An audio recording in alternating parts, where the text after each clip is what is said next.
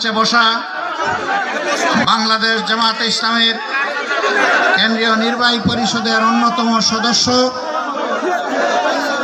রংপুর দিনাজপুর অঞ্চলের সম্মানিত পরিচালক, বিশিষ্ট আলেমে দ্বীন জনাব মৌলানা আবুল হাসানাত মোহাম্মদ আব্দুল আলিম, কেন্দ্রীয় স্থানীয় জেলা নেতৃবৃন্দ, বন্ধু সংগঠন সমূহের নেতৃবৃন্দ, সকল ধর্মের বিশিষ্ট নেতা এবং ব্যক্তিবর্গ, আজকের এই জনসভায় উপস্থিত প্রিয় লালমনিরহাটের সম্মানিত ভাই ও বোনেরা, সাংবাদিক বন্ধুগণ, আল্লাহ তাবারক ওয়া তাআলার শুকরিয়া আদায় করছি যে আল্লাহ রাব্বুল আলামিন উন্মুক্ত পরিবেশে আজ আপনাদের সামনে দুটি কথা বলার জন্য দাঁড়াবার সুযোগ দান করেছেন। আলহামদুলিল্লাহ।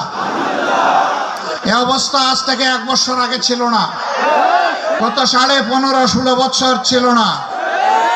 জনগণের মুখের ভাষা কেড়ে নেওয়া হয়েছিল, জনগণের বাঁচার অধিকার কেড়ে নেওয়া হয়েছিল, জনগণের কর্মসংস্থানের অধিকার কেড়ে নেওয়া হয়েছিল, জনগণের ইজ্জত আবরু কেড়ে নেওয়া হয়েছিল।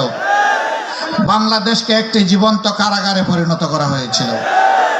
ভিতরের কারাগার থেকে বাইরের কারাগার ছিল আরো দুঃসহ। ভিতরের কারাগারে অন্তত নতুন করে মামলা দেওয়ার সুযোগ ছিল না।